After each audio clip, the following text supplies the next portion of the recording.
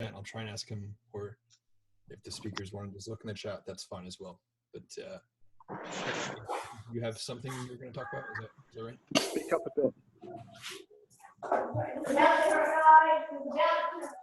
Reiterate. Can you mute How yourself? do I mute? I gotcha. Oh, yeah. But you can unmute if you just right click on yourself. I think you should be able to unmute. But otherwise, yeah, I think welcome to the inaugural MetaNet ICU meeting now, no longer PCH Club. So, Craig, you can take it away. Not a problem. Okay, so welcome. Another meeting. I guess it's going to be a fun, interesting, busy 2019. Not that it's been not busy before that. But for the first time, we're going to move forward without having to answer to a whole lot of anarchists, socialists, and other assorted people who have no idea about the real world, and start really building. So that's our plan for next year. So along those lines, we have a lot to do on the education front. Clearly, most people don't have a clue about law, don't have any idea about how money actually works. We're going to have to start educating people about the very nature of simple things like banking, which I say simple here, but I mean, the reality of this is people look at these things in one way or the other and they say banks, markets, whereas they're actually complementary. What people don't realize is markets are great when you're a startup in IT, because that's not something you easily model. But they're terrible when it comes to something such as wanting finance for maybe a McDonald's store or a Starbucks, or even starting your own typical business like a dry cleaner or something like average people do. The reality is those things are very easy to model, and banks do it very well. Compare that to the other, and markets do very well when there's a high risk. Now, the reality is we've got to have both in the world. And you can't really have the model that works for a dry cleaner work for someone wanting to have startup capital for a high risk venture doing IT stuff. And you also can't have a high risk IT model where there's high returns expected when you're talking about the alternative there, which no one expects a dry cleaner to go up 100 times in value. So they're the sorts of things we need to address in this. Now, both of these are doable and both have their place, of course, but we need people to understand all this, and we need them to understand how we can help funding, how we can help banking finance, how we can help people start using all this. And then on top of that, we need all the other bits we've been talking about, which is things like, as we've now renamed this for MetaNet, the concept of having a global interconnected network, a value exchange, where every bit of information, data, knowledge is then put down as value to what people want to access and use. So really what we're looking at here is how we start teaching people to build on this. So, I mean, the simplest parts of it would be incorporating dynamic links within, say, invoices. That's probably where it's going to start. I see many of the early uses would be things like EDI, HIPAA-compliant EDI for health records, EDI for business-to-business transactions that need to be incorporated and kept, and even just going to a local Starbucks and having an immutable record of a business meeting that when you come to an audit, you don't need to dig through. You can just go, give me all my records. So they're the bits we need to really think about. So that's really where we need to focus. I mean, that's a lot of our focus next year. I'll be slowing down probably on the patent front because I need to write papers on different areas, which include teaching people how the law of all this works, the economics works, how Bitcoin works at a more fundamental level, because what I seem to think is obvious, I've already given up and come to the conclusion that no one else ever does, not until I hammer it into them. It's like bits today. I mean, some of the things you saw today I was tweeting about, I always think they're rather clear in the white paper. And when you sort of explain it, like I saw Connor in Slack get a few points, it's interesting to see the little light bulb go off. But I still find it hard that people don't see that. So, so I've got to step back and make sure they do. So, questions? I have a question, just because I already had this one prepared, but I would like to hear if we're going to talk about Bitcoin scaling to be the entire internet, pretty much.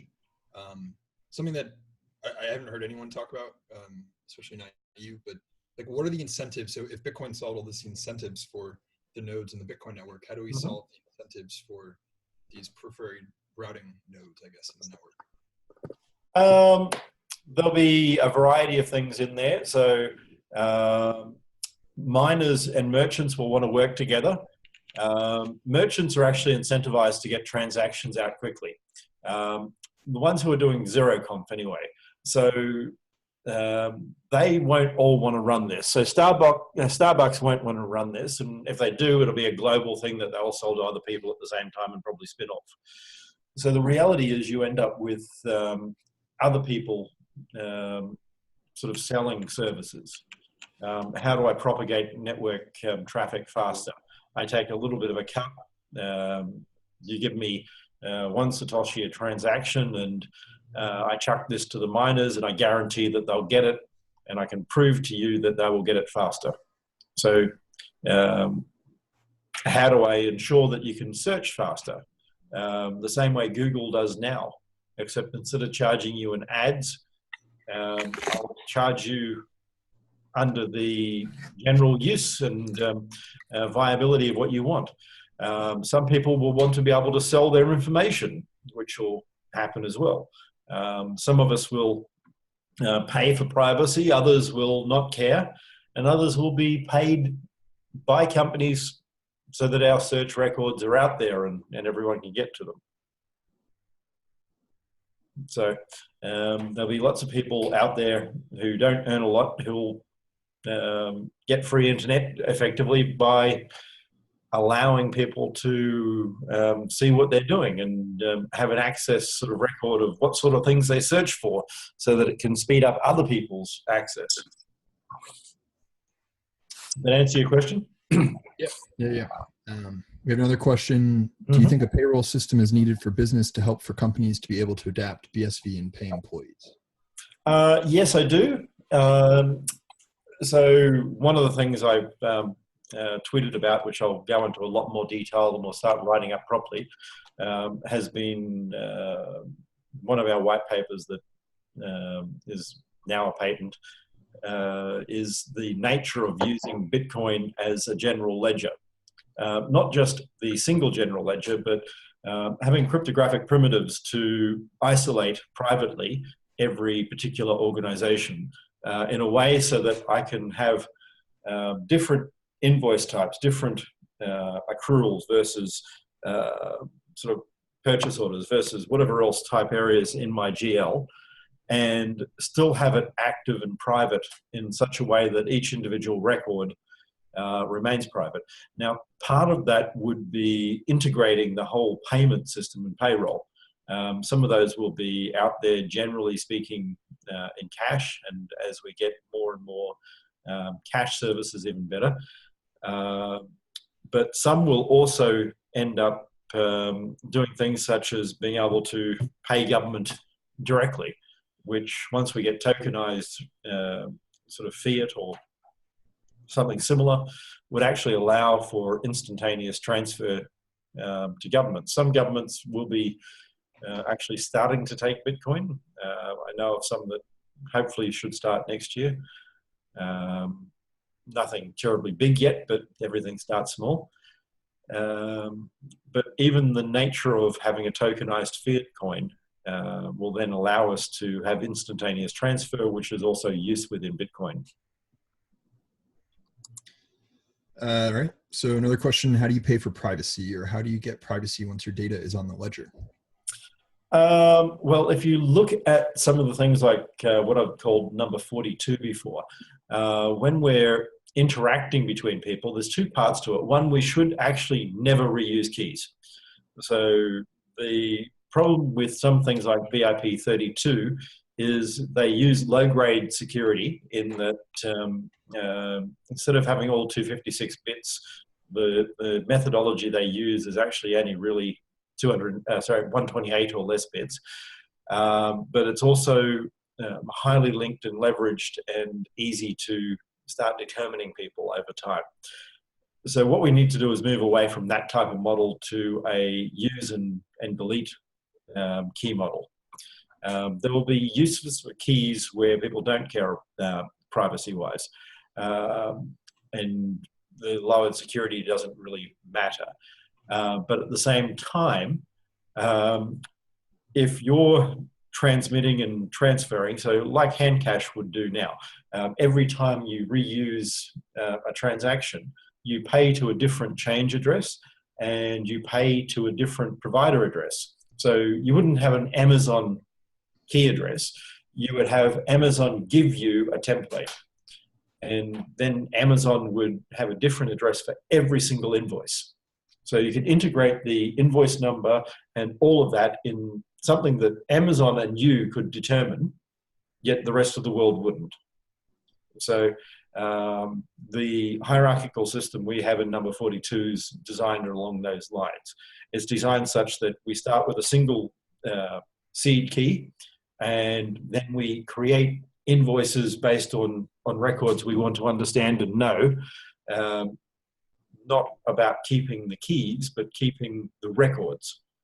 Now, over time, that also allows us to do Diffie-Hellman secret exchanges, where we can start actually doing either an XOR one-time pad or, say, AES for an encrypted session.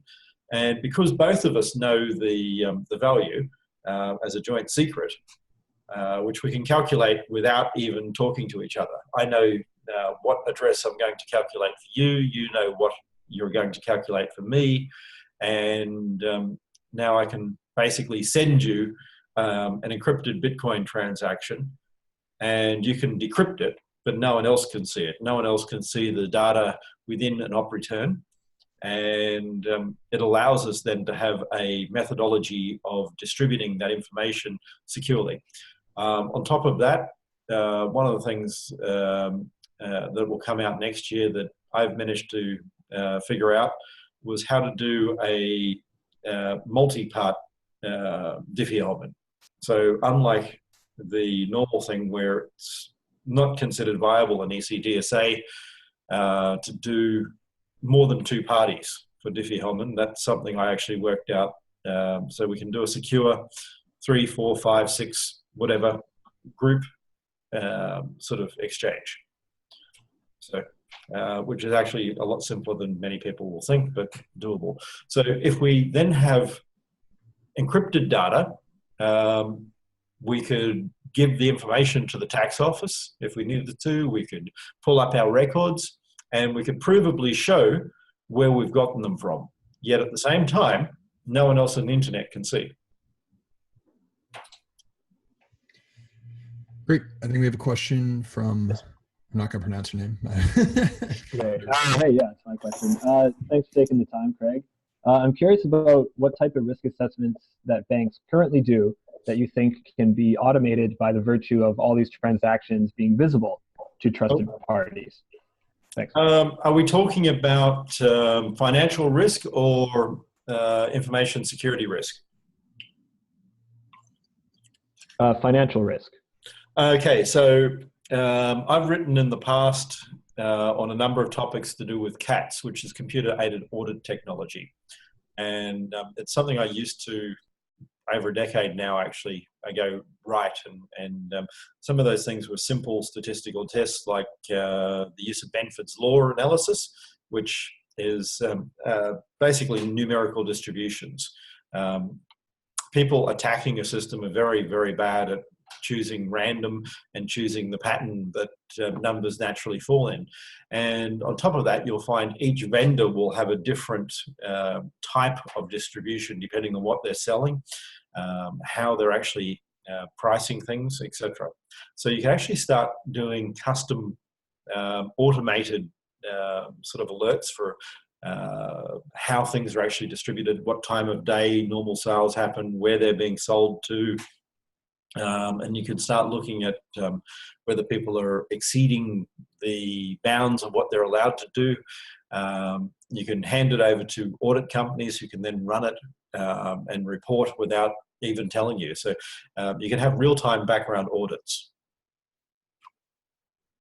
Okay, so as a follow-up, what about kind of the risk involved in entering a new market?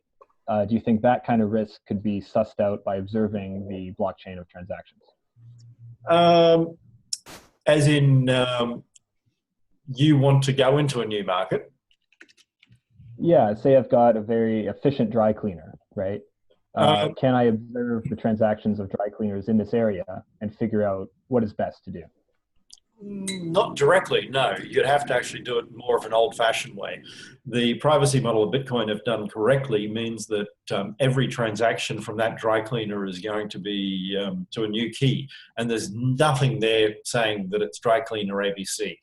So what you're going to end up with is basically a massive tree of different addresses, none of which actually point to any particular organization. So overall, the privacy level will be greater. People could sell aggregated data though. So a industry could actually sell information about what it's doing if it wanted to. Okay, that makes sense, thanks. It would also work out well if you already had maybe a group of dry cleaners who all worked in some sort of like loose organization could share data, and people could say base it on other trends. They could sell aggregated or anonymized data about their industry and how it affects others, and people can actually start using that by paying for it. All right, Sruli, do you have a question? Yes. Can you hear me all right? I can hear you. Okay. So I have a question and I'm going to have to leave afterwards, unfortunately. That's okay. But my question is, everybody's up head over heels about protecting the merchant with double spending and so on. I know that there is such a thing as escrow, but if somebody goes now on eBay, let's say, and he wants to buy something, yes, and when he gets it and when he receives the order, he already paid. So there's such a thing called PayPal protection, or some sort of insurance which holds the merchant somewhat liable. And in this case, since the sale is complete and the transaction is done, so what security does the what protection does the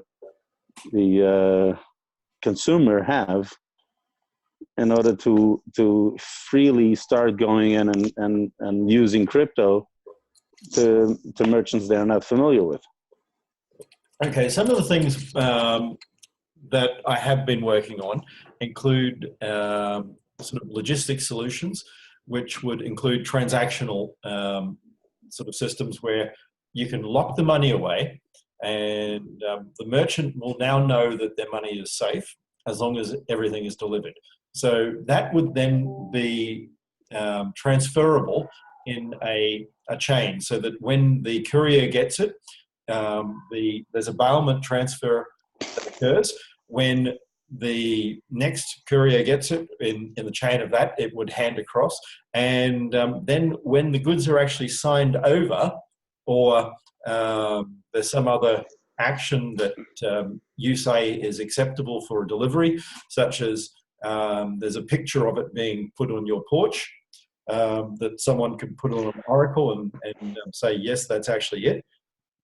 Then you would get the money be released. So there'd be a combination of automated, which if you say I need to sign this, or the merchant will only do it if there's a signature, when you basically do a money button swipe or something like that, it won't just be for paying for it, it will be for releasing funds. Alternatively, sorry? But there's also one other part, which is item not as described. And sometimes you're not going to know that until you actually take it out, plug it in, turn it on, and then you see it was dead on arrival. So there was no way to know that before. But like everything, you can't solve every single problem. On the other hand, you could create a insurance type scenario for that, where it's automated and fast. Someone can show that to an Oracle or something like this, a group of people on Fiverr or whatever else can sit there and swipe whether they vote, whether it looks like the thing. You can have a return policy where it gets returned, and as long as it comes back in, it's replaced. So, could a return policy be as a contract? Of course. Every smart contract is actually completely sort of legally enforceable. That's what people don't seem to understand. As a digitally signed contract, it's covered under all the UNICITRAL rules. So the UN rules on digital signatures, which apply in the US, Canada, the UK, Australia, even China. So in other words, like Zappos, since they have an open return policy, yep, you get your money back automatically. In other words, yeah. And you have a digital record showing that money came back or not. You can have a pre-addressed return address. So in the original contract, you could actually have an encrypted version of where it's going to go to that you can decrypt if and only if someone doesn't do the contract correctly, and you can then show to the world that, hey, Zappos, whatever, didn't deliver my goods and give me my money back when I sent them in, or however it works. How important do you think is to get insurance up and running for something like that in order to get sort of much more people on board? For large organizations, I don't think it's so important. I mean, I wouldn't worry about someone like because they have credibility. Yeah, it's only small organizations. So True. If you have an organization that no one knows about, that's the problem. On the other hand, large ones, if we can get someone on board that everyone trusts, no problem at all. Okay, thank you. That will be it for me today. Thank you. All right. I'll follow up on the video. Thanks. Not a problem. Next question.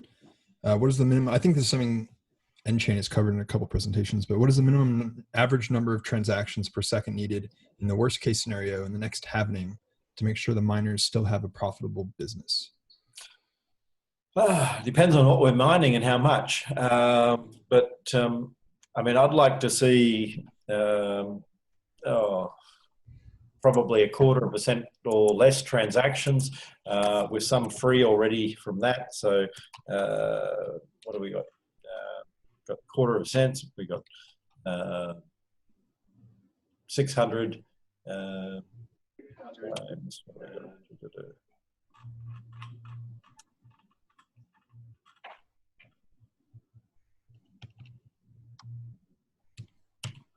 I mean, we've done something on that before, but I mean, I'd really like to see up in the order of a couple thousand transactions a second, fairly much sustained, doing all sorts of weird, wacky, and wonderful things would be nice. I will say I'd see a lot more than that, to tell you the truth, because I want to see it more secure. If I had my choice, it would be in the tens or hundreds of thousands of transactions, but we need to at least get to thousands of transactions a second. Great. I think too, if you look at the presentation Jimmy gave in Hong Kong, I think they went over a whole slide. So if anyone's curious about that. So I guess the next question, kind of a two-parter.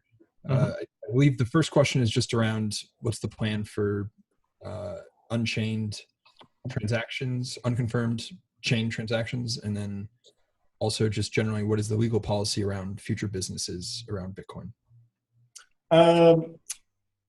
Unchained, we want to get rid of limits eventually and have whatever miners are happy to personally accept at any time, which will be competitive.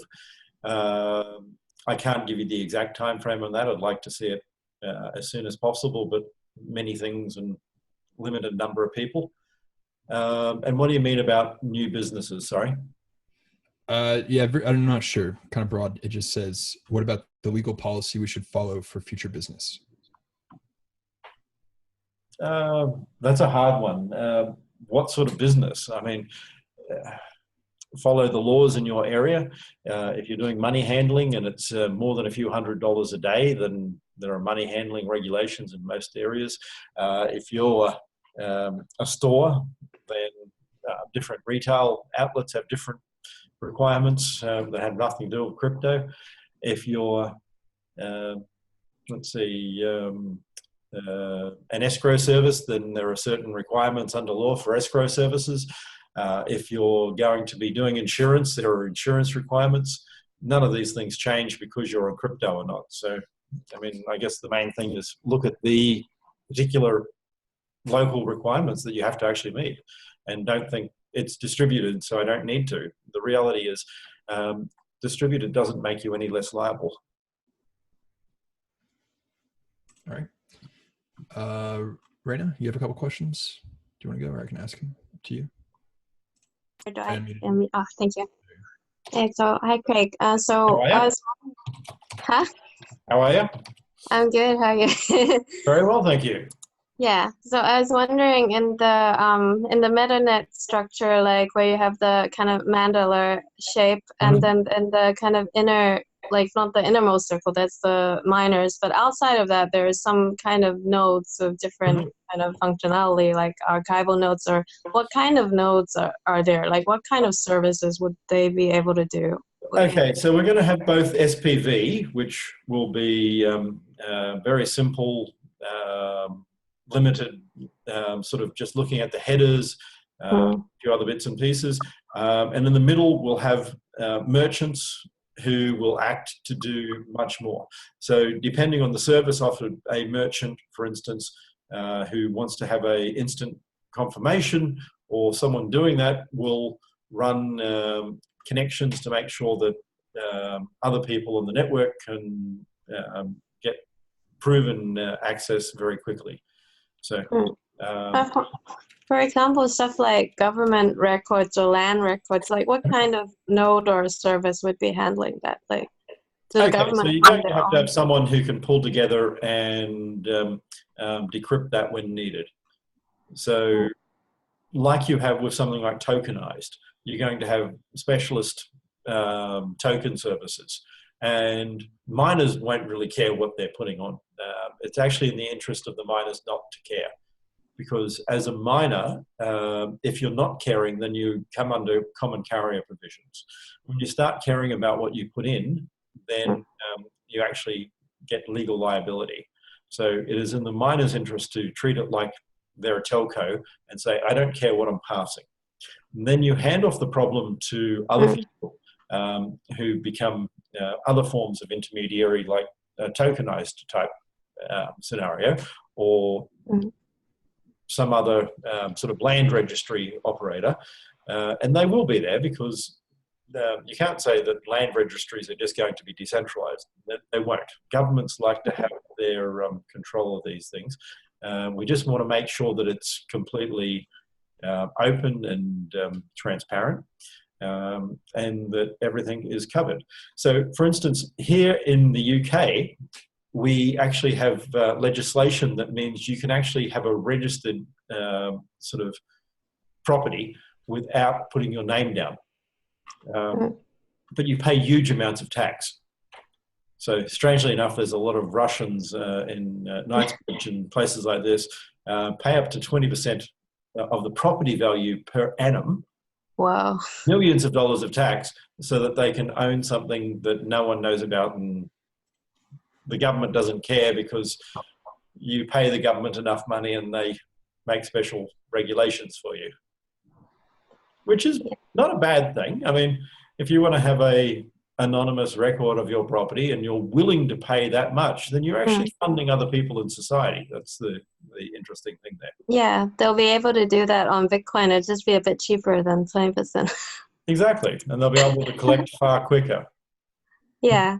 And so if there's some like government that's actually looking to do that soon, like they want to put their land registry onto Bitcoin blockchain, like what kind of timeline are we looking at? First, we have to lift the block sizes and they have to be way above, like, was it more than 1 gig or something? Like. So we want to get sort of up to gigabyte blocks very quickly. And we want to get to have Terranode running within 2 years, or just over 2 years at the worst. So the reality is we want to be able to do millions of transactions a second at burst and store basically terabyte sized blocks if we need to. So, so I think we're getting close to the next one, but I guess I'll just wrap it up. I have one question because I'm curious with the answer, just kind of looping into this. What is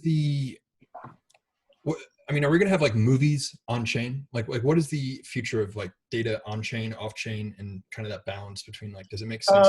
There'll be a combination, but yes, there are actually ways of distributing information and selling movies across different areas and locations. So the way that it will happen would be you will have probably geographic nodes as you do right now. So if you look at someone like Netflix, they have information stored all over the world. And services like Alchemy, who hold images for Facebook and Google and do caching services, hold things all around the world. They have servers in Africa and servers in Australia and servers in the US, because what they actually do is offer cache services, so that when you access a file on, say, Facebook of that little cat photo, you can get it really, really quickly. Now, the difference here is Bitcoin will just offer the same sort of thing.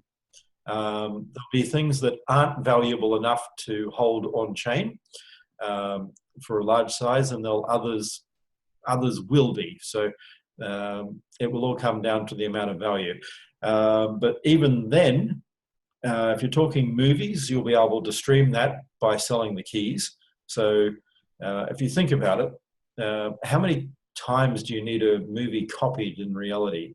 So you'll probably actually find that there's less information copied in many areas, because every time right now someone copies a video or an image file, they do it multiple times. So think how many individual copies of certain files there are for Twitter and Facebook and Google and Instagram, and the same thing happens 50 million times. All of that will just be once. I mean, you have the hash of a file, so it could actually be stored just the once. All right, interesting. I think we 40 minutes went by pretty fast. We'll ask, I guess, this one last. Oh man, there's now 3 questions in. As they always do. Yeah.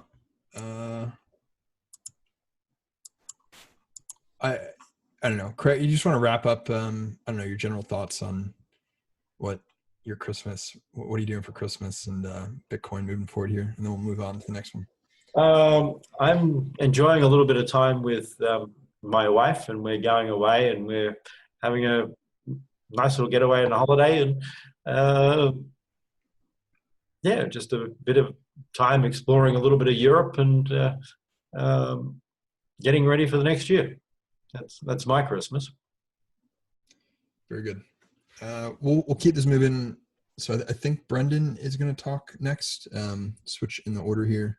We'll keep this kind of, I mean, I guess for everyone listening here, I didn't know this, but if you do want to jump in and ask questions, feel free to. There's like a raise hand feature. You can do that I'm trying to kind of keep this organized, but there's nothing wrong with kind of open discussion. So Brendan, are you here? I don't see Okay, you. and good night, guys. I'll let Good you. night. See you. Good night, Craig. Thanks. Looks like I see Brendan coming in here, maybe? Right. Black screen. And you're very soft, Brendan. No, Brendan, we can barely hear you, and you are a black screen. And now you're gone. And I cannot entertain us, so let's see.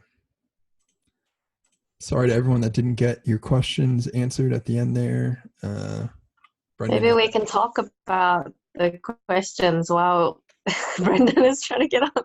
that sounds good. So it looks like tokens related to physical property. Do you know if there's any? Brendan, you're just super soft. If you can, number one, and you're blank. You have no video.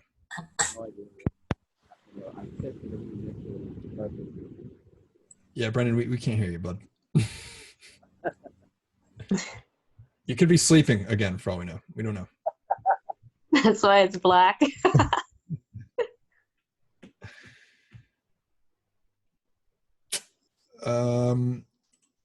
Yeah, so Rogelio, sorry, I don't know how to pronounce your name, but it sounds like you're asking just about tokens, physical property. Yeah, well, basically the question was about if there's an applicable law for tokens on physical property that would be used internally as a provenance system or storing certain actions to the real world property. I don't think that there will be, but I just wanted to make sure. You'd almost hope that there wasn't, right? I mean, otherwise it'd be a very, be pretty unfortunate if it wasn't applicable to existing law. Right.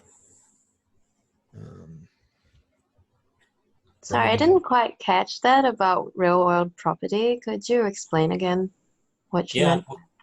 Yeah, imagine, well, we are in the manufacturing industry. Imagine that you want to have a token for a particular plasma cutter, and you want to store within the token the provenance of the plasma cutter, that is, who owned the plasma cutter across its lifetime, and also the type of preventive, corrective, and predictive maintenance, and that type of activity. Okay, Brendan is here. Sorry, we were just talking about a question. That's all right. That's fine. Continue. Yeah, that's it. Basically, just clarifying the question. Okay. Probably we'll ask Craig later. Yeah. Sure. Go ahead. No. What you're asking is saying that you've got individual SORs with individual components or individual care specifications, and you want to put that on Bitcoin, basically. And you're asking how to do that. No, I'm asking if there's any applicable law that requires certain handling of the data.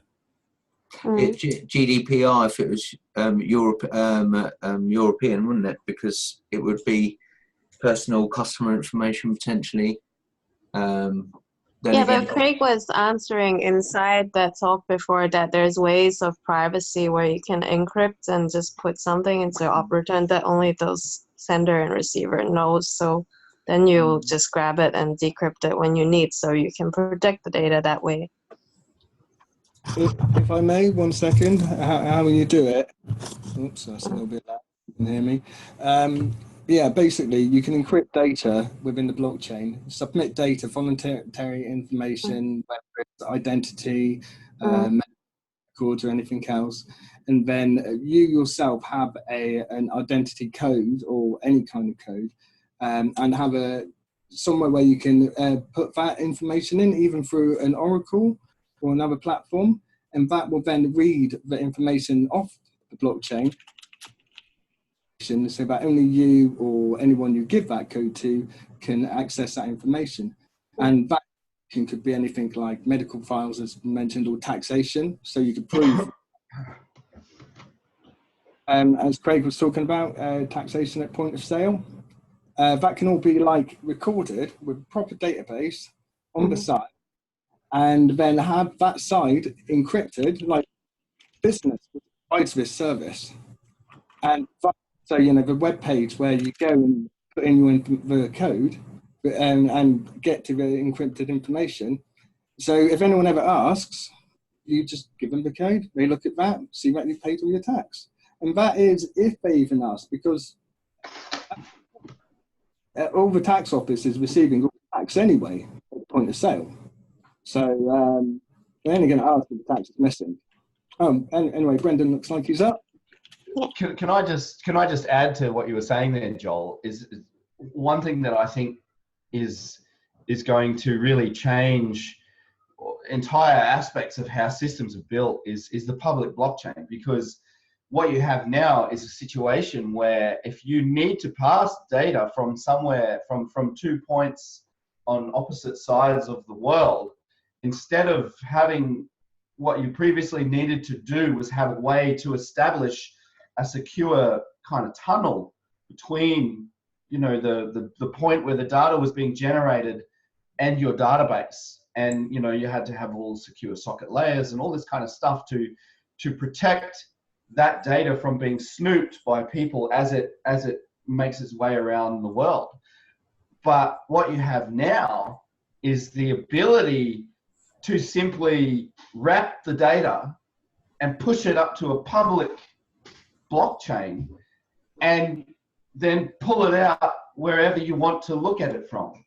And so you actually, all of that money that gets spent every year on building these highly secure network infrastructure, blah, blah, blah stuff, you can chuck all that away. And I mean, you can hold on to that money and basically get rid of that entire department that does that and just focus on that encryption side and using the public ledger as that means of passing data. I think that's a real huge change in how we do things. And, you know, I'm really excited to think that, you know, for, you know, so in my family, my wife works in airline ticketing, to see how that could be just changed to, so one problem that they have is if they ever have a breakdown on the back end, it causes huge problems for the whole system of getting people onto planes and from where they're trying to get to where they're trying to go, and to then turn all of that information into just a public database where whatever airport they're at, whatever flight you're trying to check into, all they need is access to the blockchain and their little like kind of wrapper to handle that data and handle the encryption and all that kind of stuff. That really wholesale changes that entire model of providing that data. So I you know, this kind of when I realized that, it's like, wow, this is really game-changing stuff across so many industries. So that's not really what I was going to talk about. To add to that, also to add on top of what you're saying, as people monetize themselves, and businesses, importantly, monetize themselves on that upper layer, which is the MetaNet, which is what people keep asking. Exactly. That is the MetaNet. You know, when you're monetizing everything you're doing on the MetaNet, just not your business, yourself, your concepts, your services, your products, whatever you're dealing with. If it exists up there, then it exists on the MetaNet. And you can, the more you integrate yourself and everything around you into it, the more you're monetizing yourself and the more you're making money, because you're skipping out all the old traditional costs, not just the middlemen. Exactly. But there are more expensive ways of doing things like the fraud loss, the blooming extra security costs. And it isn't just about the middlemen, it's just making everything better. That's why I feel like it's really rich pickings at the moment for anyone in crypto to make up really cool ideas for businesses that are the next killer apps and stuff.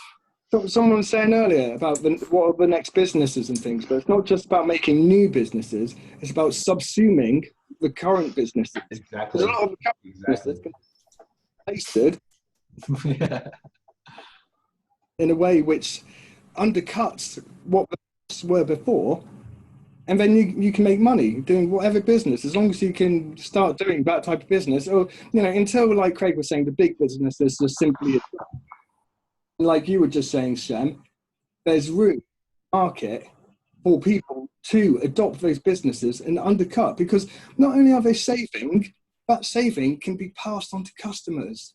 You start selling everything for cheaper, your services, and then the customers come onto the MetaNet so they can get cheaper things off you. They're cheaper services, they're cheaper goods, and everyone starts getting funneled onto it. So I'd add to that as well that, and we've got a show planned on the 3rd, right, on the SV channel. So any of you folks that want to join as well, we've titled it Business and Blockchain. How businesses can use ready out of the box Bitcoin SV to build on it, to use it, to streamline their own internal processes. Like you say, Joel, whether it would be, I don't know, the bureaucracy, the distribution process of a company that does shipping, or someone that does medical records. Surely we need to, as a community, be engaging with the businesses, because businesses have been bashing blockchain, blockchain, blockchain, haven't they, for a whole year with nothing to show for it. You know, and we need to be saying, hang on, guys, Bitcoin SV is the blockchain. Build on the blockchain. Build your services and goods on this stable platform. Integrate this platform into your systems, you know, because you don't need to do an ICO. You don't need it, especially if you can put data in a transaction. Holding a coin is going to be completely different from holding a coin of just value. You could have a coin and say, oh, my Bitcoin SV's got my whole life records in it that I've monetized. People are like, what, you store that in your crypto? And you're like, yeah, we've got the internet in our crypto, you know. So I think the potential is absolutely limitless. We are in a real fertile area where it's really about first mover advantage. I know there's a tendency in tech businesses as they come out, isn't there, that the original players are still around, the Microsofts, the Googles, the Apples, you know, they are still around, but they are the people that buy up the patents. They are the people that buy up the technology. They've got the resource for R&D. They don't know enough about crypto still. They're coming into it thinking blockchain, distributed ledger technology, you know, all the magic buzzwords. I don't know, what do you folks think? I see that all the time in the UK crypto scene, you know, that's outside of the you know, BTC hodler universe. You know, I'm talking about the business. Sad thing, right, about education. As I've been hammering on about it, I don't mean just education in this is how Bitcoin works, but exactly what you're talking about in how businesses can use Bitcoin to their advantage. That is a huge part for education which has been missing, because no one really, you know, as Craig's been saying, Bitcoin emerged, everyone ran in random, strange directions. The proper route. And they didn't realise, so all the businesses didn't realise, oh, right, this is how we're supposed to make money from Bitcoin. Yeah. Not, let's all make a bloody ICO and God mess up. I really think it's going to take, there's going to have to be like a first leap from a big business into providing the same service that they provide today, but via Bitcoin. Well, get this, there might be the news that's today happened to do something like that. What about Facebook's launching their own stable coin on WhatsApp, which is 200 million users? And if it's a stable coin, shitcoin, right, they're going to be having to tie it to the BTC crypto market. So there could be 200 extra million users coming in. It depends how, I don't know what Facebook's intentions are with crypto. I mean, you probably folks know more than me. I don't know whether stable coins are never that easy to keep stable though, folks, are they? It's like fighting the wind. Well, I'm not going to but there is a legal way to do it and a proper way to do it, which was all the right way to do it. I'm going to say on this, but other people on Slack will learn over the next year. I'm sure Craig's going to say as well. So I think that blockchain, or sorry, that Bitcoin is going to enable new social media application layers that sit on MetaNet that are just going to destroy Facebook. Like, I really hate Facebook. I hate the way they monetize their customers, and I can't wait to see them gone. And, you know, I really don't care. They have their own stable coin. They could be building it on Bitcoin SV. I would still hate Facebook. So that's,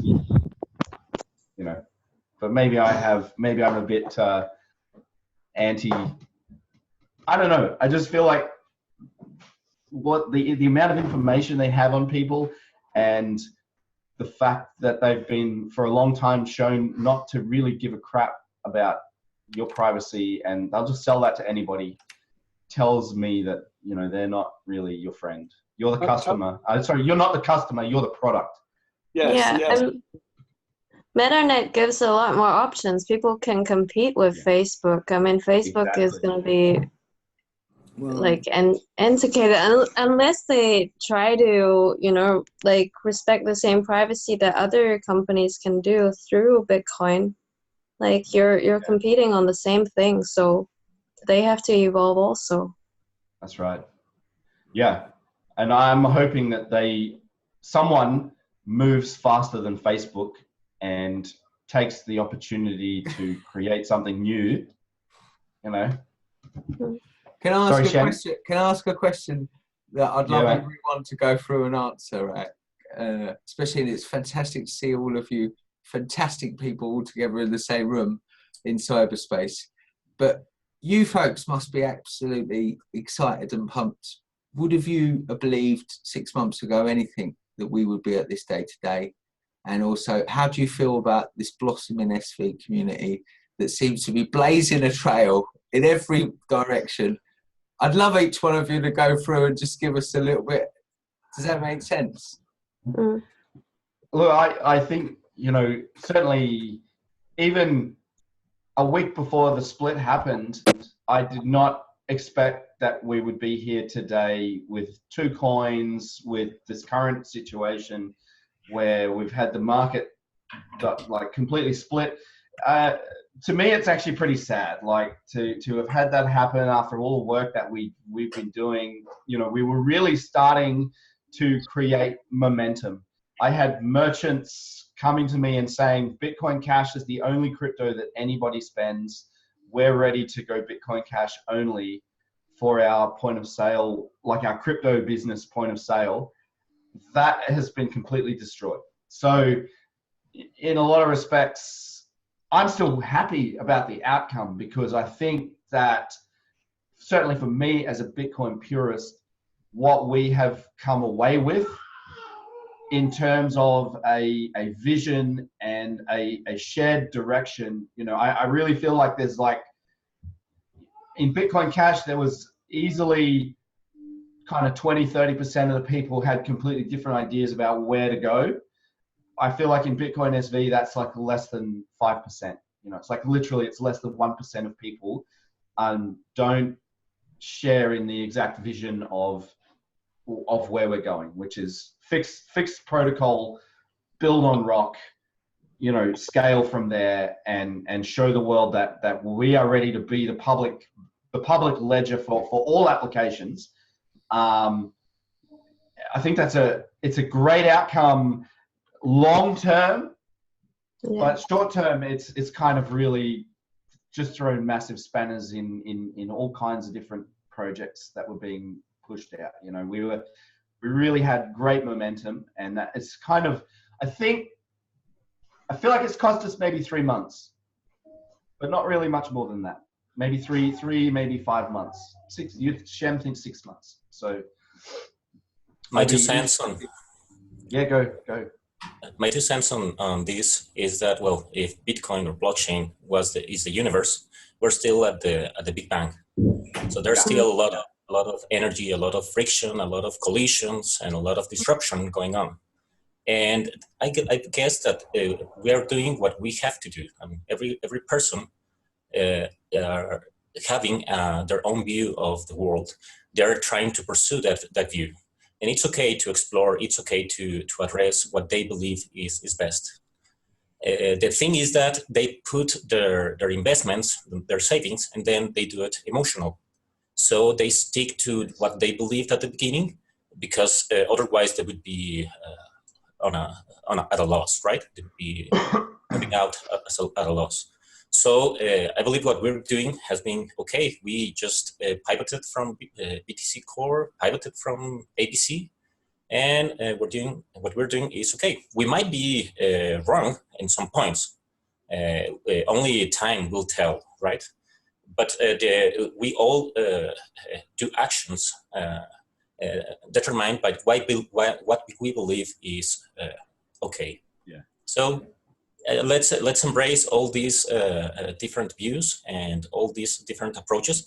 Probably they will do some things that we can later adhere into our platforms. That's my 2 cents.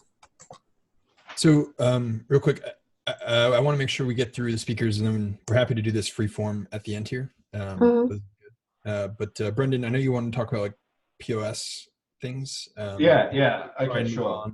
To Ryan around 15, whatever, hour 15. Yeah. So take time. Yeah, I'm sorry. I everything's had to be rearranged around me because I have a bit of a Christmas emergency to attend to. But in terms of point of sale, and again, this comes back to this network split. There was good momentum happening there.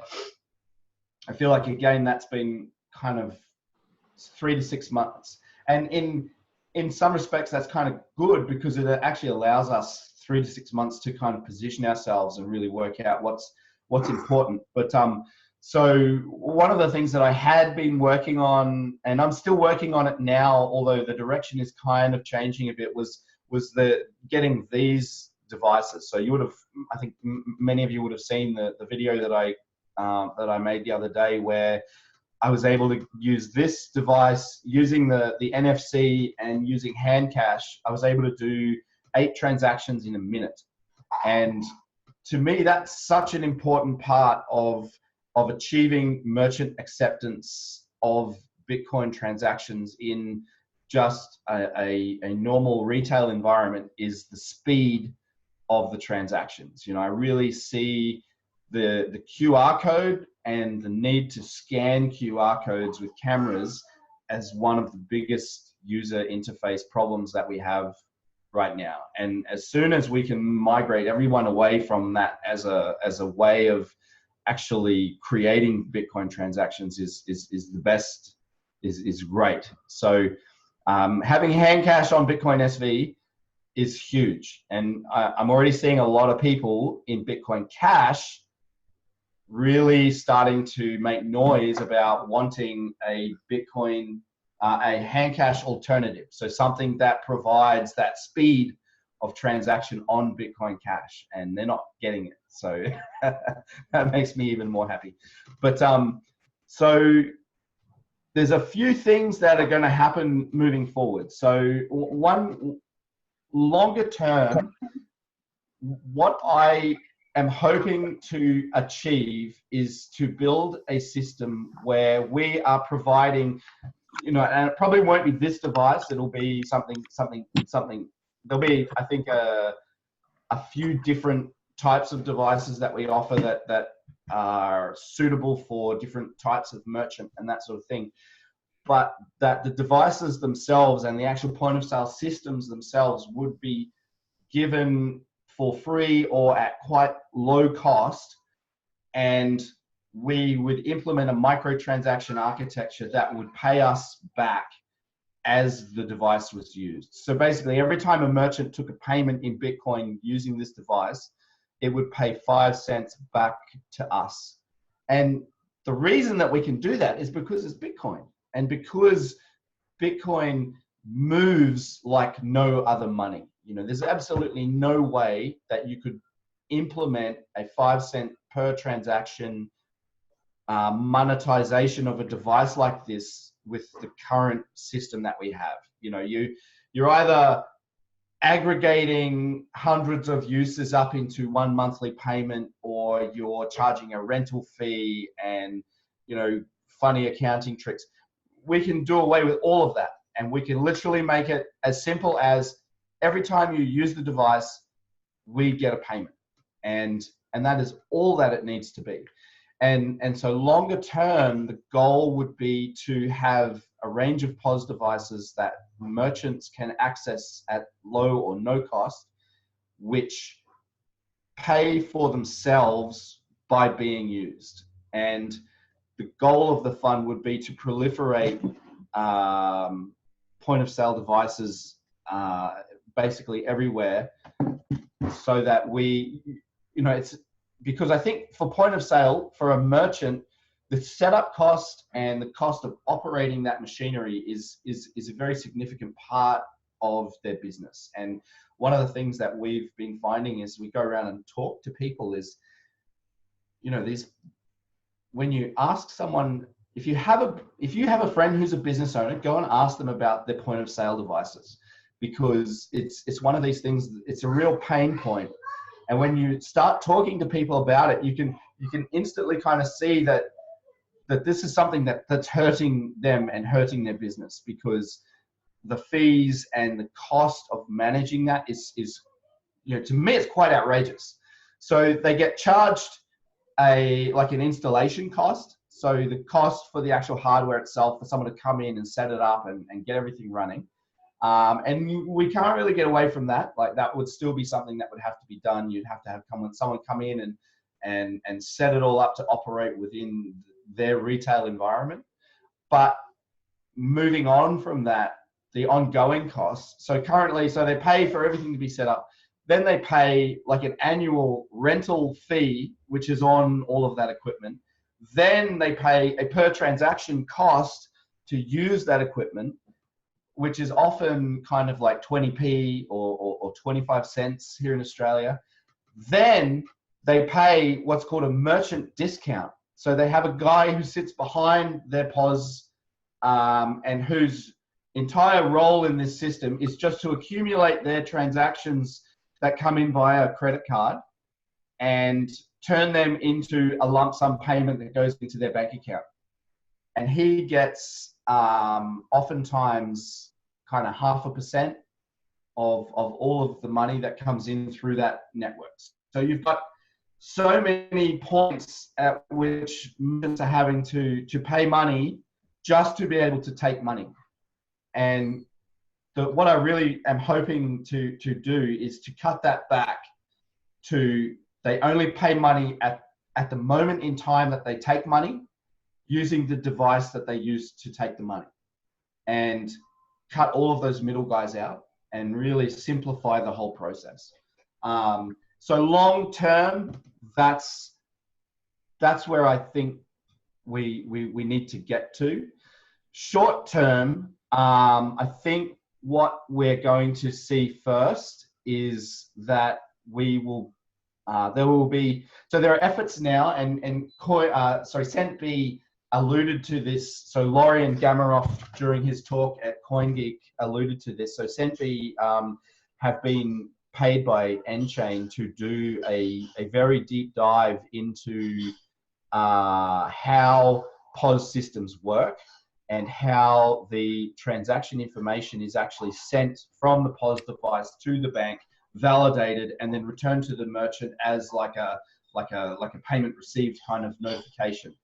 And the goal would be to implement a Bitcoin payments architecture that is completely encapsulated within that current way of doing things. So that you would basically have your SPV card, which might use Bitcoin, it might use tokenized fiat, but it would be a phone or something like that. You would pay at the till using NFC, and for the merchant themselves, that transaction just looks exactly like a current credit card transaction. It's settled in fiat currency. So 2 days later, whatever, they get dollars into their bank account. But for the user, that's a pure Bitcoin transaction. So that's where we need to get to. I think, at the moment, because retail on Bitcoin SV is kind of dead, we can take the time to really look at how we're going to do that. I think we have six to 12 months at the moment to kind of really formulate a very clean strategy. But I'm planning to launch this. I'm planning for very low sales volume. Like, I really think maybe there's a market for somewhere between 20 and 50 of these in the world at the moment. but I plan to support that. And as long as people are buying and using these, that I think is what I'm going to use as my barometer that will tell me, you know, as soon as sales of these start to kind of creep up, and there'll be a point where, you know, they hockey stick. We need to be ready by then with that next generation system. So that's where I think that's the strategy that I'm using. So any questions? Yeah, it looks like we have a couple. How much are the devices, I guess, to purchase? And then there's a question about how much does it cost to produce one? Okay, so these, I'm planning to sell these for around 250 US dollars delivered, and that's kind of delivered globally. They cost me, in very small numbers, around 180, 190 US dollars plus postage. So there's a little bit of margin in there just to cover the cost of packaging that and you know, managing that system. But you know, it's not a money making exercise. It's just trying to get something out there that people can use. So sure. Longer term, I would love to see this be refreshed. So you know, this is you know, obviously the approach is a hardware approach, so it's all about the hardware. The reason we like this a lot is because it has a printer, so it's got a little thermal printer. We can actually generate a tax receipt with a Bitcoin transaction on it and a QR code that leads to an Explorer that will show you that transaction. It has NFC, and we've demonstrated that works with phones. The guys from Handcash have been integrating POP with one of these devices, and so we needed to pick a hardware platform. And so longer term, I can see that this will evolve very much. So we'll get rid of, you know, things like this card slot. It's got two card slots. So it's got a card slot here on the side and like a swipe at the front. We don't need either of those, so we'll get rid of those and pair the device back. I think we can achieve, you know, the main thing that we need is volume. We need to be doing like 10, 20,000 devices. And it's not until you get to that point that you actually have any kind of scope to go and make something purpose-built. So at the moment, it's not purpose-built. It's whatever we could find that was close to what we needed. I think what we have is actually great. It's a nice little unit. It handles well. It's reasonably robust. So, I mean, I've done a few tests just like dropping it on the floor. And then, you know, it seems to hold up pretty well. So we've kind of picked something that does everything that we want, maybe has a few things that we don't need, but it's ready to go, and we can leverage the platform kind of. I think there's at least, if we put 1,000 or 2,000 or 10,000 of these out there, we can run off this platform for a few years at least. So, you know, it's something that's the main reasons that we've picked that. Yeah. Thanks, Brendan. We're going to keep moving. There are questions. If you just want to maybe just answer some of these in the chat, there's actually a few of them. Sorry, sure. Everyone. And again, we'll open up conversation at the end, but we're going to move on to Ryan. Thank you, Brendan. That was a cool, neat thing. Yeah, no worries, guys. Well, I actually have to run, so okay. I'm going to go jump out of the conversation at this point, but thanks very much, and I'll see you guys all in the Slack. Great, thanks. And welcome, Ryan. I think you have a couple maybe things you're going to talk about, but you sure. can take. So I mean, I have a couple of issues. We can talk about whatever. Maybe people can ask questions as I sort of go here, but I'll just talk about several different issues. First of all, before somebody asks, what is my fasting situation? Because I announced very publicly that I'm fasting. I ended fasting 2 days ago, actually. So I did 9 days of fasting, and that was, so I lost 11.2 pounds, which is 5.1 kilos in 9 days. So that's pretty dramatic, actually. So I basically, like, when I realized I lost that much weight, I'm like, well, I'm done. I don't need to lose more weight. I'm ready to eat again. So I started eating. So I'll move on. If you want to ask about that, though, feel free to ask. I can give more. Wait, what was your first meal, though? I just want to know, what was your first meal back? You know? Yeah, good question. So I ate a box of White Castle hamburgers as my my first meal. I couldn't resist, and so I gave in and ate that as my first meal. So that is not healthy in my opinion, but I think it's okay to eat stuff like that from time to time. So I gave in and ate some White Castles. Aren't you supposed to slowly break a fast, or? That's what they say. Yeah. That's what you're supposed to do. Yes. All right. So let me. I guess I think probably something that might be kind of interesting to people here is just we had 2 meetups in a row here. So we had a Bitcoin meetup 2 days ago in I forget the name of the town, but somewhere in Silicon Valley. There was a Bitcoin meetup, and it was Bitcoin, as in Bitcoin Core. I went there. It's actually one of the original meetup groups that was actually created by Roger Ver way back in like 2011. So it's that meetup group. And I went there and talked about primarily Bitcoin SV. And I explained to people what it is and what happened in the split from my perspective and everything like that. And it was very interesting because basically, unless you're talking with people who are extremist small blockers, they're actually very open-minded about everything. They genuinely don't know anything about the big block worldview because they are actually only familiar with information they get from r/Bitcoin and stuff like that, where they genuinely don't know. I mean, the reality was starting several years ago, way back in, I think it was maybe early 2015 when things started getting censored. The information was just removed from the primary communication channels. And so most people are actually very open-minded. And when you just start speaking reasonable language to them, they actually listen to you and understand.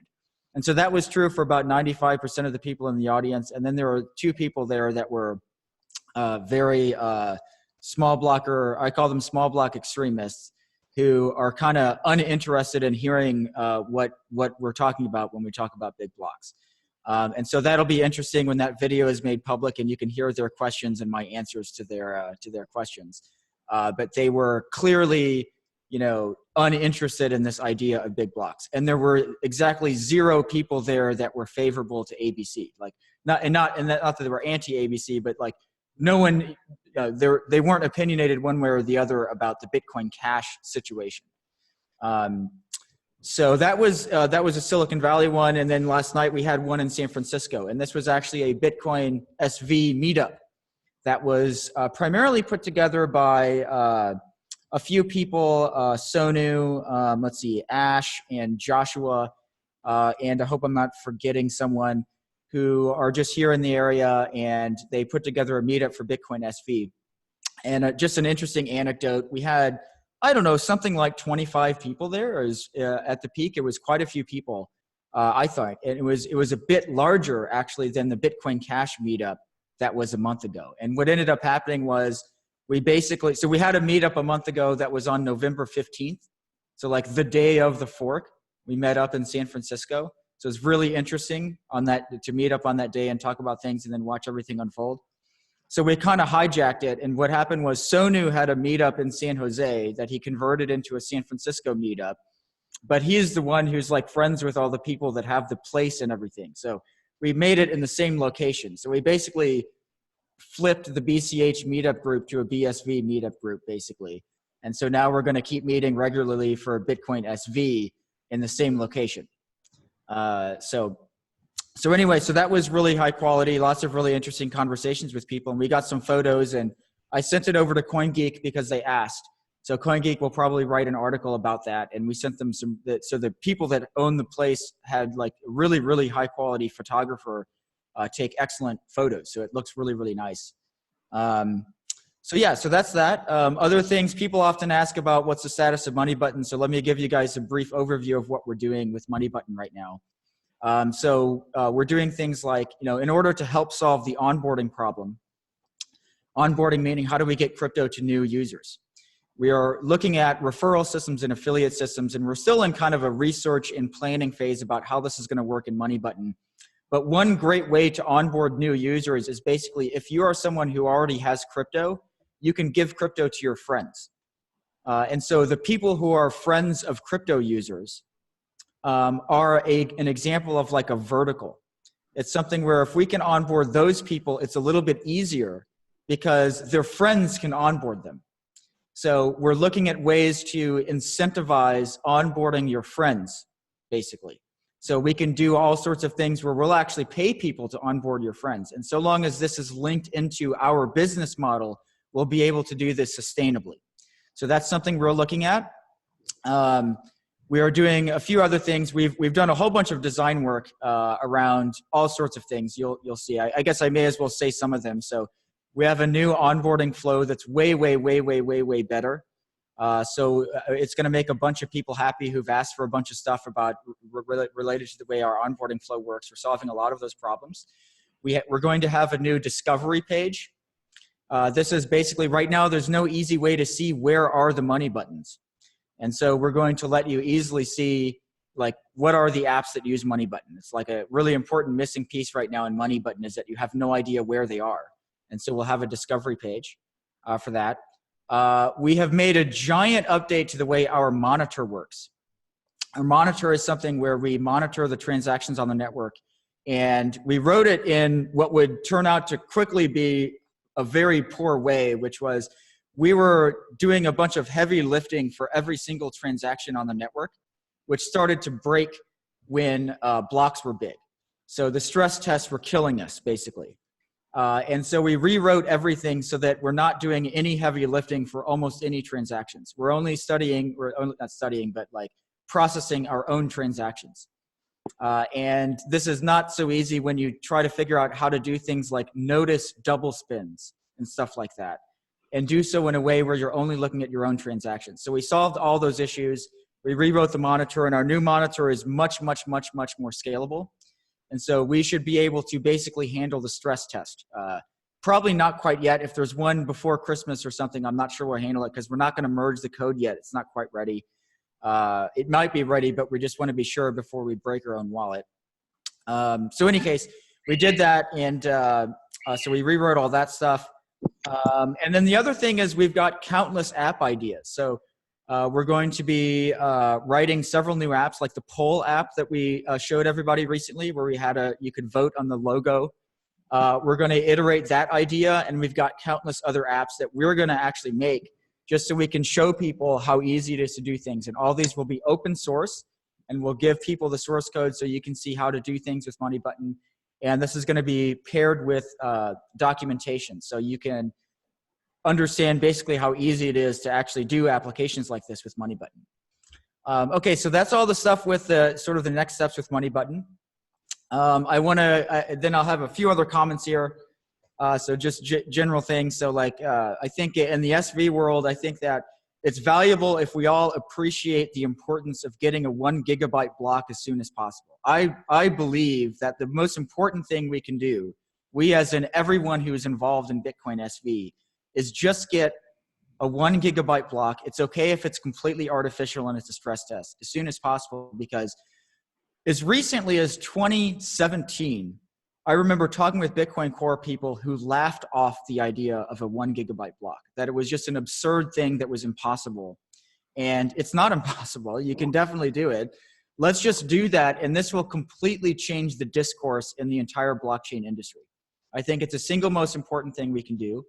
And everyone will notice Bitcoin SV, and we're going to look like the most serious blockchain, and everything else is going to look like a toy the day that happens.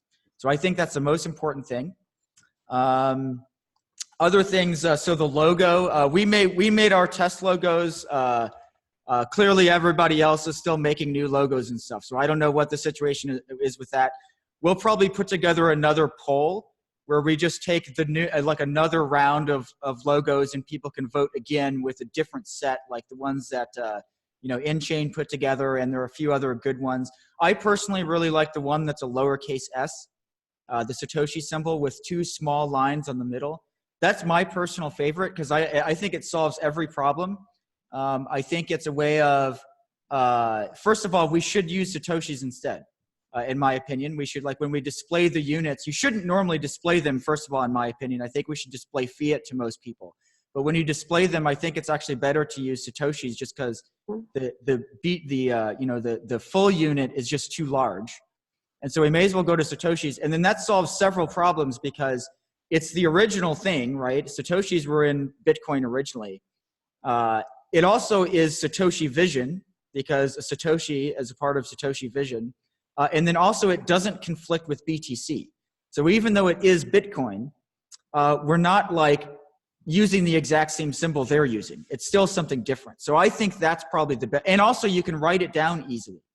So you could imagine that actually becoming like something where people actually write down a Satoshi symbol. So that one's my personal favorite, but we'll see. So we can just keep iterating with everybody and everybody can keep, well, eventually, hopefully something will come out of it and there'll be like a clear winner over all this. Another comment. So this is something where literally during this very meeting here, I'm talking with a few other people that are working on wallets, and we don't really quite know yet what prefix to use on QR codes. But we're considering all sorts of different approaches. So if you are someone who is working on a wallet, maybe think for yourself, like, what do you think the prefix should be for a QR code? Should it be Bitcoin colon? Should it be Bitcoin SV colon? Should it be the Bitcoin Unicode symbol colon? Should it not be anything at all? We're debating this just because there are a whole bunch of ups and downs to different approaches, and we'll kind of figure that out. So if you want to be involved in I mean, really the wallets can do whatever they want to do, but obviously it's better if we do the same thing so that we're compatible. And it's better if each wallet doesn't have to support 7 different formats just to support the other wallets. So hopefully we can come to some kind of consensus over which prefix to use for the wallet, for the QR codes. Okay, so I have I have two other comments to make on a different subject, which is actually Bitcoin itself. So one thing that came up last night that I thought is a really important property of Bitcoin that is something that I think almost every other blockchain doesn't understand when you talk with people. Bitcoin was very well designed from a systems perspective of doing things like parallel transaction validation and pipelined sort of data processing from day one. So it scales very well if you understand the idea of doing things in parallel and doing things in pipelines. And you can do both of them with Bitcoin. You can pipeline transactions. You can pipeline scripts. Pipeline is in, you do things one after the other in a way that are not dependent backwards and forwards. So you can do things like the script itself is a great example of this because you literally run it from start to finish. And it just is one thing in order. So it's pipelined. You can run it through a system like a GPU or something like that, and it goes from start to finish. And you can do many scripts in parallel. So it's pipelined and parallel. This is what makes it scalable. And this is something that you can't do with many of the other technologies. They didn't think about this. They didn't design it in a way where they're like, what if we have, millions of transactions per second? Well, if you have that, you do need it to be pipelined and parallel. This is how every system solves these problems. Look at anything with huge amounts of data. This is always how it works. In science, this happens over and over again where you have experiments with huge amounts of data, and it always works this way, pipelined and parallel. And Bitcoin can do that, and many other ones can't. So that's just an important idea that will surely come up over and over again, that Bitcoin can do this. And this is why when people muck around with the protocol, they don't realize that they're changing key things that they don't understand. If you muck up the pipelined or the parallel nature of Bitcoin, you completely break it at scale. And because no one understands these things, that many of the other cryptocurrencies are basically broken at scale for reasons that have to do with this.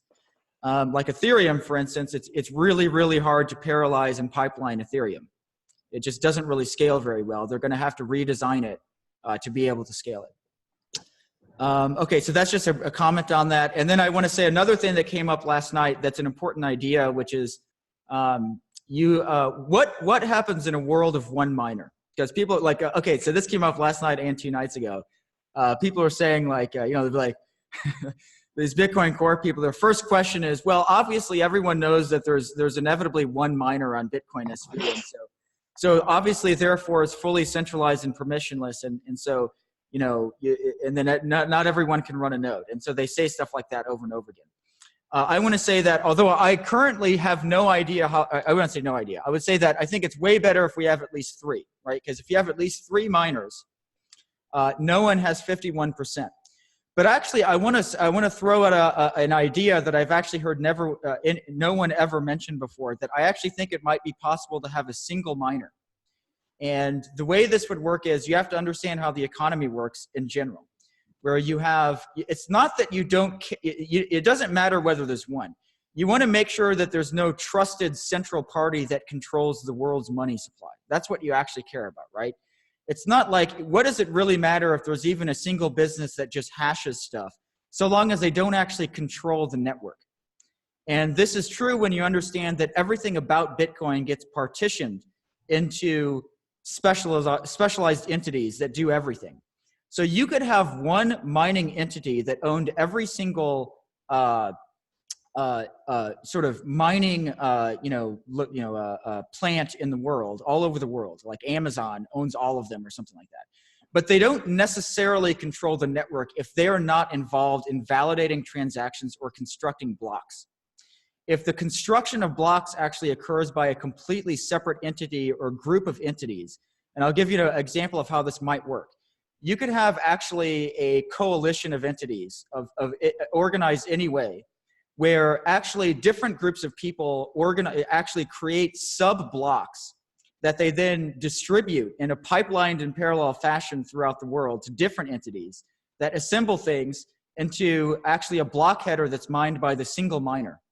So, for instance, you could have situations where geographically throughout the world you have, here in San Francisco, we might have like a huge number of merchants, or actually a better example might be something like New York, where they have shitloads of transactions because you have lots of financial infrastructure in New York. So you produce tons and tons and tons of transactions in New York. And what you do is there's actually like an organization there that sucks in all of the transactions in New York into a part of a block, which is then assembled with other block pieces around the world. Ultimately reduced to a block header by different entities distributed everywhere around the world.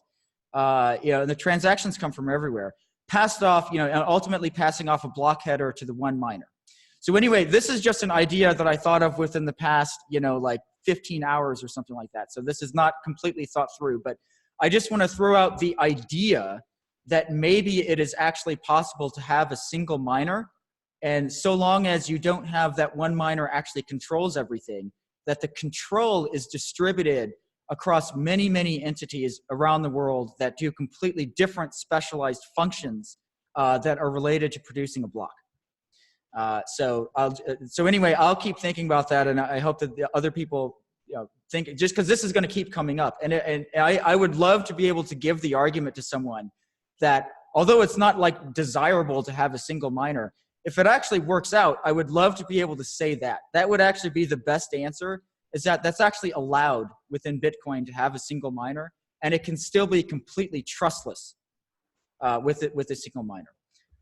So that's my final idea I wanted to talk about. So maybe we can. Can I jump in on that? Because Sure. I mean, it's an interesting conversation that invariably comes up every single time you have a conversation, especially when there are like core type people involved. They always kind of bring it up that's the inevitable end state.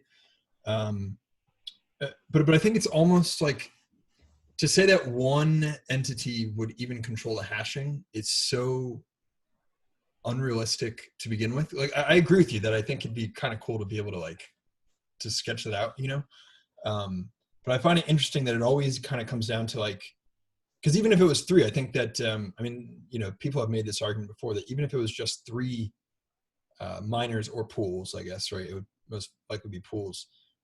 You end up invariably introducing enough competition. I don't know, you're making me think a lot about that question though. If you just had one person doing the hashing, right? Yes.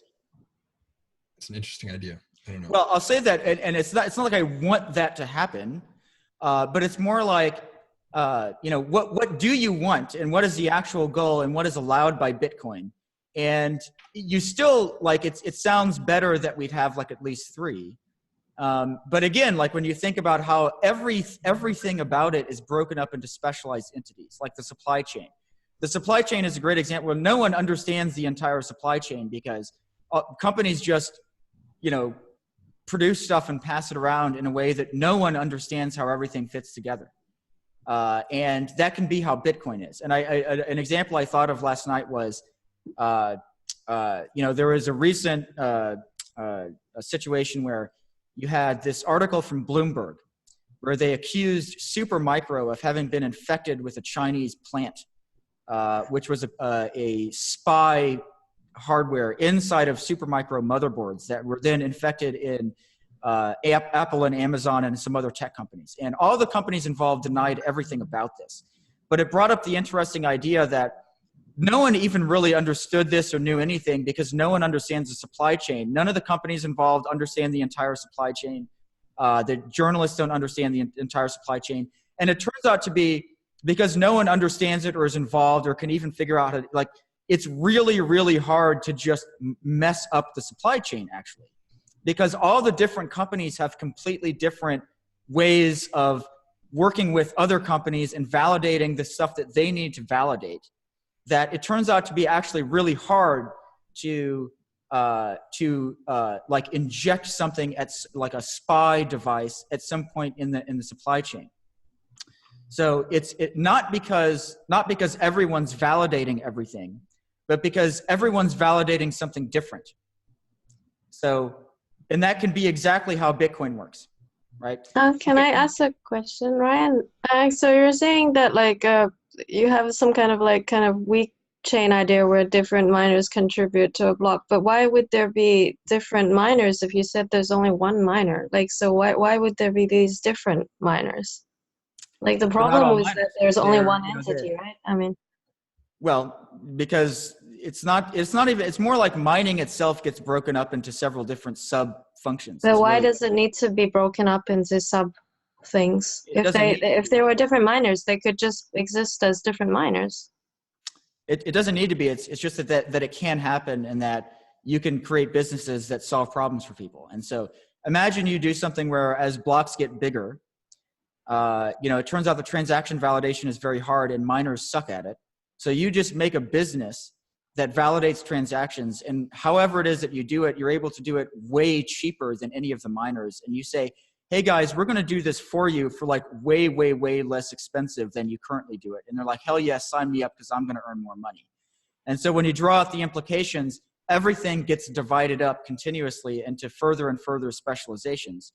And the analogy is just the economy itself, because that's how everything works as the economy grows. Everything gets divided up into specialization.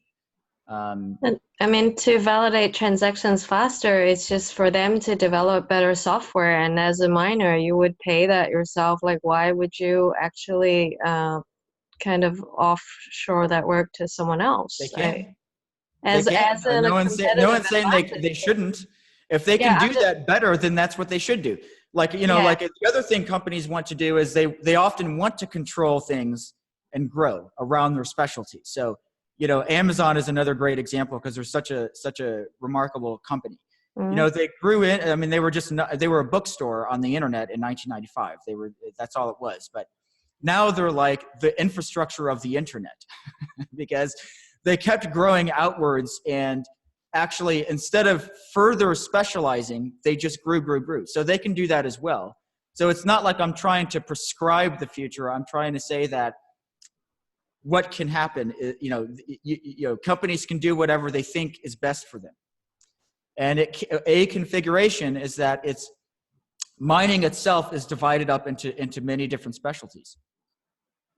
Now, for me, a miner is they're competing against each other. So every single part of what they do is part of their competitive edge. It's like an athlete. You have to be good at, if you're doing some kind of triathlon or something, you have to be good in all the parts. So that's part of the competition. If you kind of ask somebody else I'll pay you to validate stuff, it means that you're not competitive as a miner.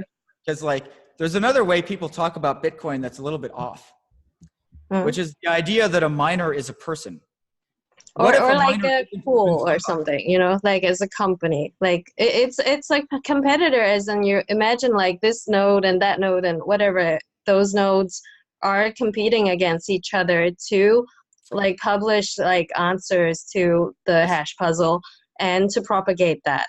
And that's like all they're trying to do, and everything around it is the technology that helps them do that better, whether it's your software, it's your connection, it's like everything around that is based on the competition. If you're saying that, you know, you would offshoot some of those tasks to something else, then it becomes a totally different system. That's not really No. like a I'm not Bitcoin saying system, just anything. like the kind of weak chain ideas and like All I'm subchains describing is like the that. economy. I'm not saying there's no competition. I'm saying there is competition, and that's why that somebody can do something cheaper than you, and you offload it onto them.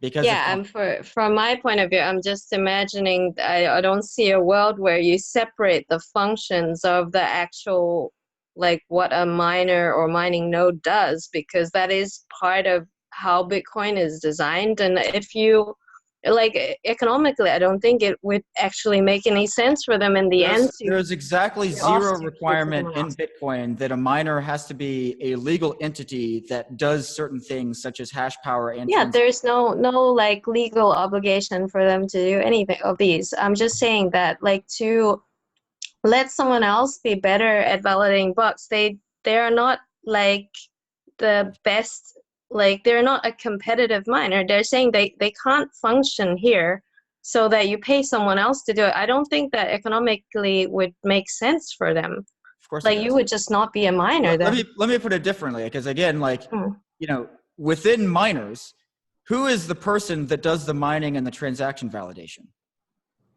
The mining node.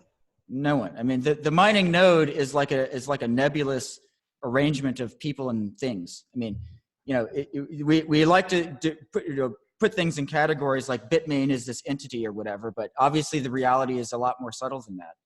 And so, you know, all I'm saying is, you know, there's flexible in every which way. Like, you know, just like within a single firm, you can hire people to do things.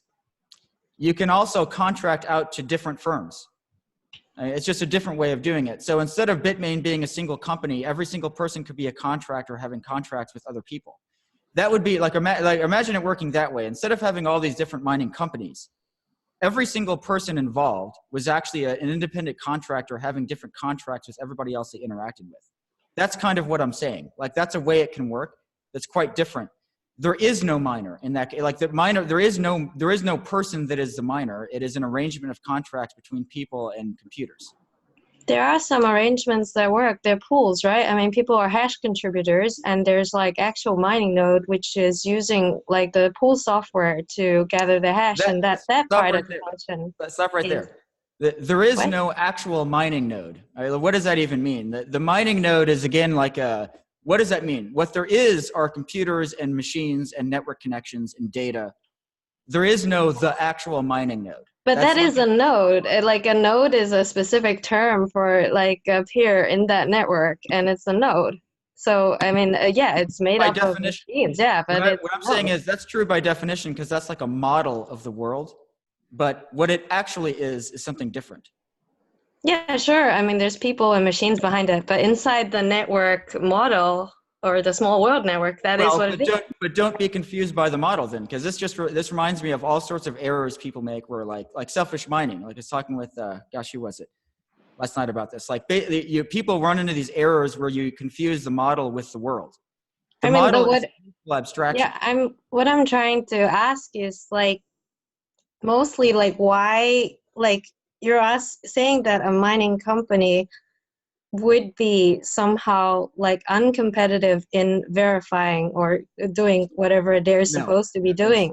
I'm asking like why would they like outsource that? I'm just like trying to ask why. Well, I mean, have you ever outsourced anything in your life? You probably outsourced 99% of stuff, right? I mean, you probably buy a bunch of stuff and subscribe to a bunch of I just mean it as in yeah, sure, like, okay, Apple gets their parts done by someone else, then they put it all together into a phone. Yeah, sure, I get that part. But if you're a miner and you're using software you only need like one copy of. You just need one good copy of software. It's not like many components. You just need your software to be good to be able to compete. Because it's not just like there's some version of, I mean, there's continuous work that has to happen by everyone in every part. Exactly, like hardware, software. But where, like, when does it, like, when are you still a miner if someone else is validating? Why? What does it mean? That's a great question. What does it mean to be a miner? Yeah. That's kind of like that's what I'm saying. There's this model you can write down. Oh, the miner is this node, and they connect.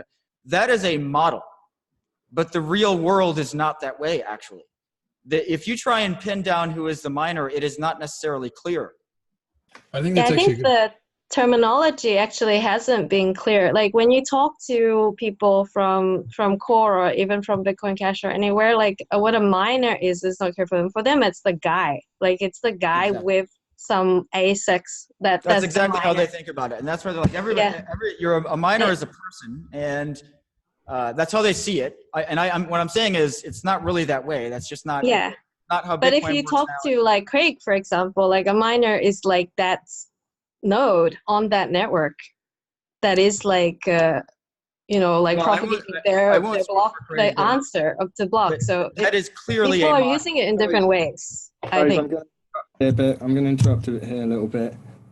Basically, I think there's a bit of the whole terminology confusing thing a bit, which is what I mentioned earlier is something in the following year which will be cleared up, because it's the same terminology which can be used in different fields, like networks, talking about the miner as a whole.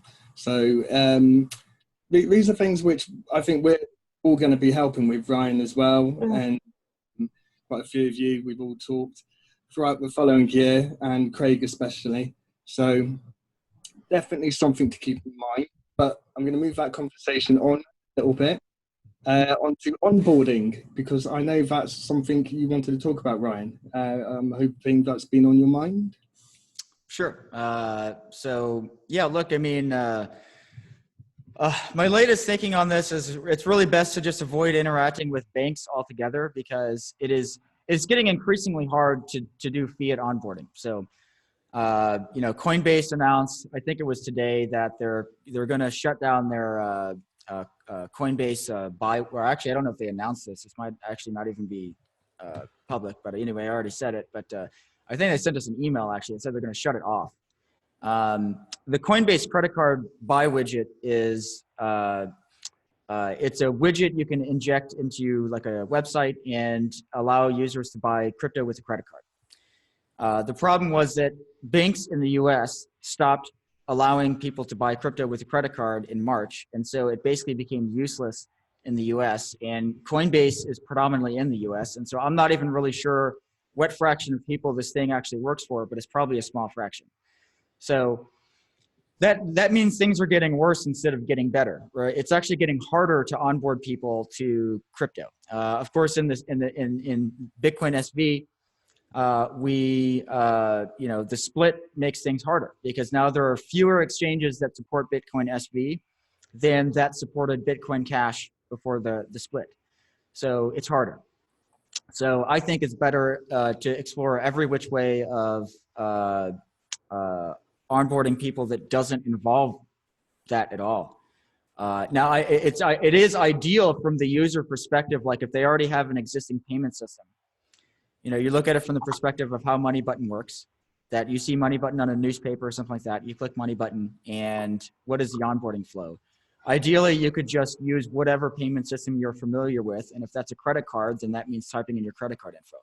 But this is like virtually impossible to actually solve this globally. You can solve it for some people in some countries is what it amounts to.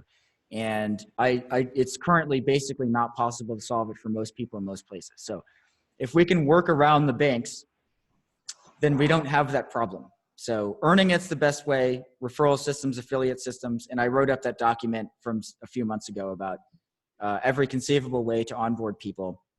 But we're going to do the simple things, the simplest things that are going to be the most effective. And starting with referral system and affiliate system seems like a way to basically have crypto people onboard their friends.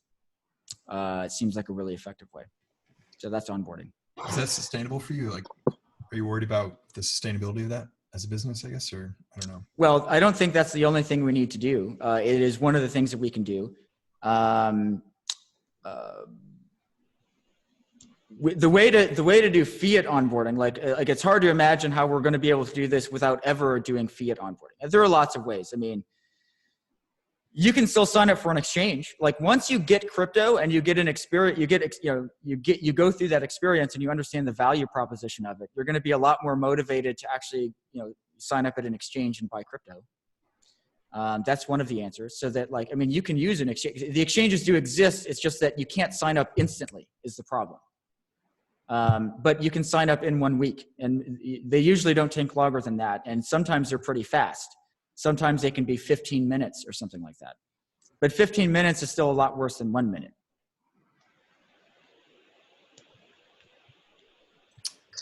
Can I say something, guys? Hello there. Yep. Hi, Ryan. I'm Kurt, by the way. And I haven't introduced myself ever in here. The creator of $5, etc. And I was listening to Ryan, and I think you have a point in the importance of onboarding. And I agree overall with the idea. What I would like to point out that I think everyone is missing or glossing over is an opportunity with this split. It's like we have actually popped a bubble, and now we are dealing with reality, because we started with Bitcoin Cash and we had this illusion of support and of adoption. But in practice, I think we actually lacked this grassroots support. In fact, we had, big company support, which was not backed by actual transactions, businesses, which created this illusion that we are actually bigger than we actually are. And with SV, we have this chance to start from zero with a clean slate, with everybody with their feet on the ground, understanding we don't need exchange support. That's actually a good thing that has happened to us. I think that we have taken a step back there, because exchanges make people lazy. They make people hoping that the coin will moon. I actually like this, that BitPay doesn't support us, Coinbase doesn't support us, nobody supports us. So now we have to roll up our sleeves and we have to build, and we have to create a mass. Once we reach that critical mass, once we have that adoption, that volume, then we can start talking about exchanges, about onboarding mechanisms of people trying to convert fiat to Bitcoin SV, etc. Otherwise, we are doing this backwards. If we consider this type of loss a loss, I think we are still thinking with the Korean mindset, where we basically want a bubble, and we are forgetting the basic layer that this thing needs to succeed, which is utility. And the lack of these sugar coatings, I think, provides a strong incentive for people to build or to get out. And if you get out, better, because you leave more space to others who see the opportunity and come here to build. And at the same time, removes a lot of noise, which is deleterious to the overall ecosystem, and attracts all sorts of toxic people who are here for politics, for whatever, except that for building. Yeah, that's all I wanted to point out.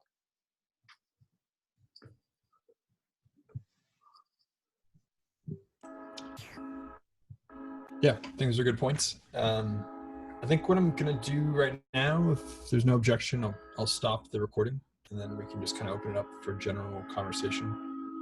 And I have a train coming by, so I apologize. But yeah, so anyone who doesn't want to be on the recording but wants to talk can feel free to open it up here. I think, can I say one last thing though before we go offline, off grid, as to say, just so that, because I know a lot of SV people